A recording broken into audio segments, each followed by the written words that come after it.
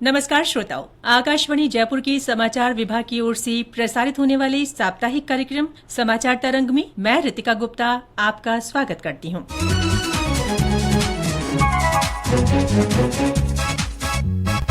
Studio में मेरे साथ हैं मेरी सहयोगी डॉक्टर सालेहा गाजी। श्रोताओं, गर्मी का मौसम लगभग शुरू ही हो गया है। हालांकि बार बार मौसम में बदलाव से दिन में गर्मी तो रात के समय कभी कभी हल्की ठंड का एहसास भी हो रहा है। मौसम का ये उतार चढ़ाव बीमारियों का सबब तो बन ही रहा है। बदलता मौसम और आयुर्वेद में स्वास्थ्य देखभाल विषय पर बातचीत करने के लिए आज हमारे साथ है राष्ट्रीय आयुर्वेद संस्थान में सहायक आचार्य और योग विशेषज्ञ पुनीत चतुर्वेदी। सर नमस्कार और आपका बहुत बहुत स्वागत है स्टूडियो में। जी धन्यवाद। हम शुरू करते हैं हमारी बातचीत का सिलसिला। सर, मौसम में बदलाव हमारे स्वास्थ्य पर किस तरह प्रभाव डालता है और आयुर्वेद मौसम परिवर्तन के दुष्प्रभावों से बचने के लिए क्या उपाय सुझाता है? ये देखिए, परिवर्तन प्रकृति का नियम है और आर्यवर्ती एक ऐसा देश है जहाँ पर 6 तरह की ऋतुएं पाई जाती है। अब देखिए, हम लोग ग्रीष्म ऋतु की ओर तो जा रहे हैं, लेकिन हमको ये चीज ध्यान रखना जरूरी है कि अभी चैत्र शुक्ल प्रतिपदा जब स्टार्ट हो रही है तो अभी हम वसंत ऋतु की ओर हैं। तो उसके अकॉर्डिंग ही हमको लाइफ स्टाइल के अंदर चेंज करने चाहिए। आप देखेंगे प्रकृति में भी परिवर्तन हो रहा है, हमारे पत्ते झड़ रहे हैं, उसके बाद नए पुष्प आ रहे हैं। ये वसंत ऋतु की शुरुआत ही है। सबसे जरूरी जो है, आप देखिए, चैत्र शुक्ल प्रतिपदा को माने या फिर नवगुड़ी पड़वा को भी माने, उसमें हम लोग नीम के पत्ते का भी उपयोग करते हैं। तो कहीं ना कहीं प्रकृति भी वो हम चीज को बता रही है। आज के ऋतु के अनुसार आप देखेंगे कि हम लोगों को आलस्य ज्यादा आता है। वसंत ऋतु में काम करने का मन नहीं करता,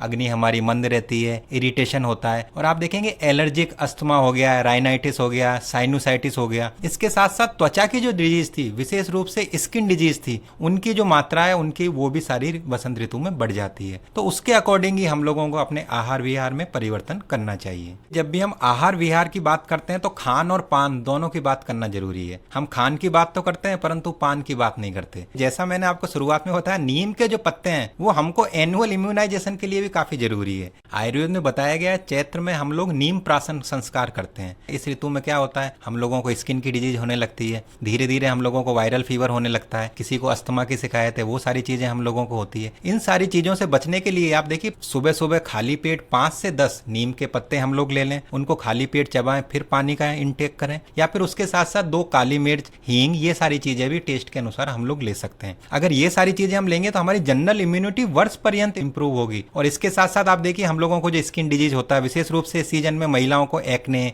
पिंपल्स, बाकी सारी स्किन की एक्जिमा डिजीज भी हो रही है, उन सारी चीजों से बचने के लिए भी काफी जरूरी है।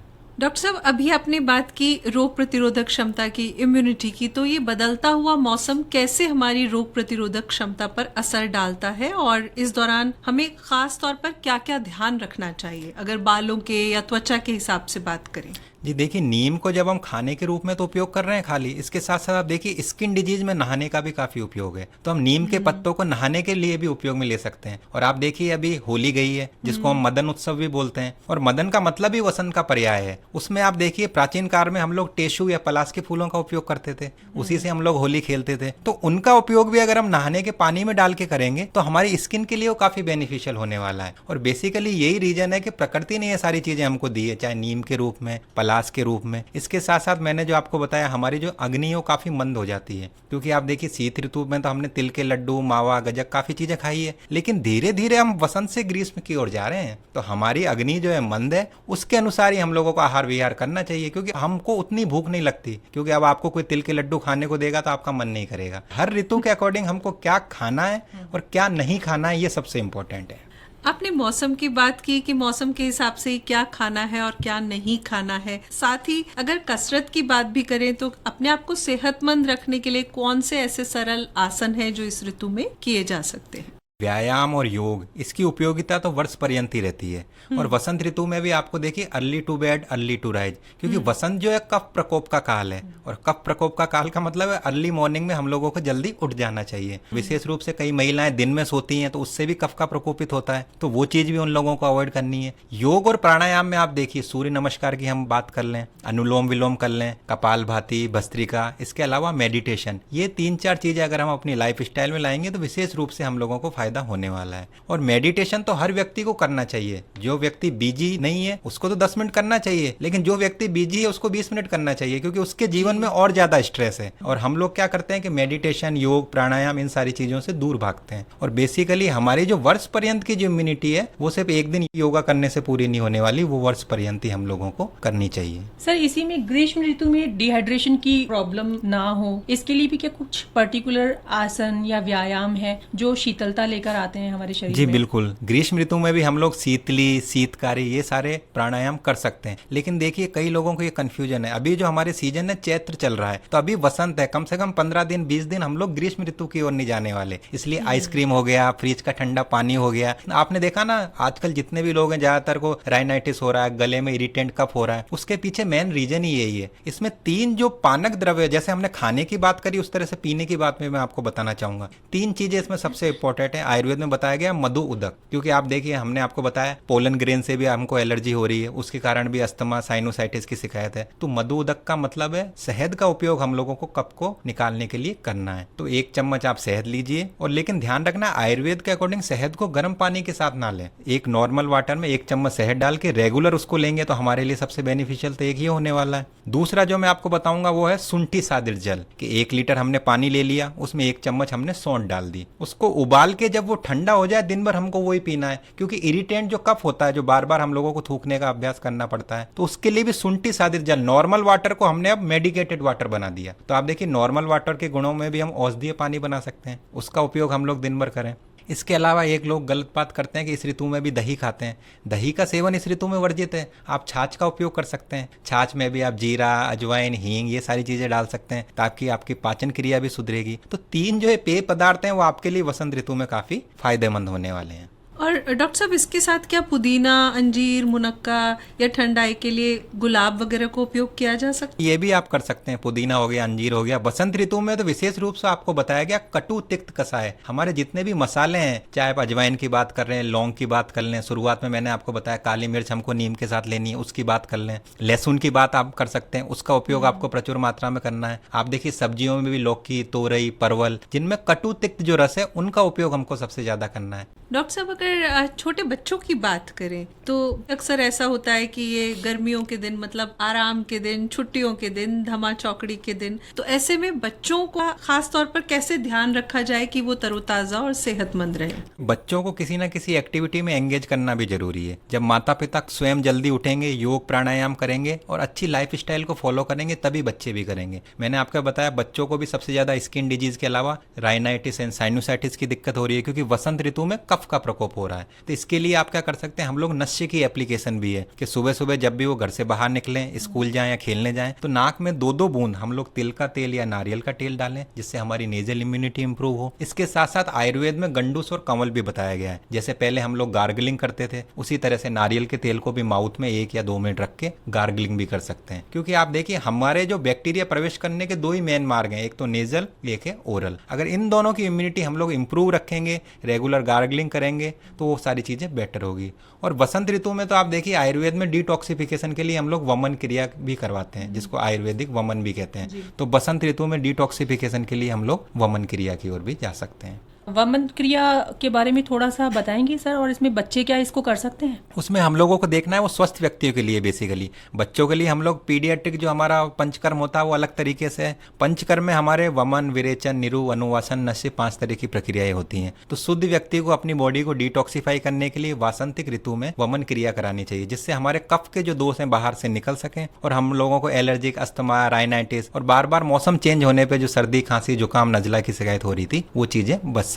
जो मेन उद्देश्य है वो हमारा यही है कि बॉडी का हम जिस तरह से सर्विसिंग कराते हैं तो बॉडी को डिटॉक्सिफाई करें, और उसके लिए वसंत ऋतु वमन के लिए सबसे बेस्ट है। सर, मौसम में बदलाव के साथ ही अभी बीमारियों के नाम आपने बताए, बहुत सी जनरल सी बीमारियां हैं, उसके अलावा भी क्या कुछ ऐसी बीमारियां हैं जो कि ऋतु में होने के चांसेस रहते हैं, तो उनके बारे में थोड़ा जानना चाहिए। आप देखिए इसमें वायरल फीवर का जैसे मैंने बात किया, बेसिकली इसमें जो डिजीज हो रही है वो हमारे कफ से रिलेटेड है। तो कफत ज्वर भी हम लोगों को हो सकता है, मम्स, मीजेल, रूबेला, ये सारी जो बीमारियां थी वो भी इस ऋतु में ज्यादा होने के चांसेज होते हैं। तो ये वाली चीजें भी हम लोगों को ध्यान रखनी है। लेकिन उसके अकॉर्डिंग हमारा मेन प्रोसीजर यही है कि अपनी लाइफ स्टाइल को फॉलो करें। Early to bed, early to rise का जो कॉन्सेप्ट कॉन्सेप्ट था कि हम लोग शुरुआत में ब्रह्म मुहूर्त में जल्दी उठें, योग प्राणायाम आसन करें, उसके बाद जो कंवल गंडूस इनकी प्रक्रिया करके अपने रेगुलर नित्य वर्क में निकलें।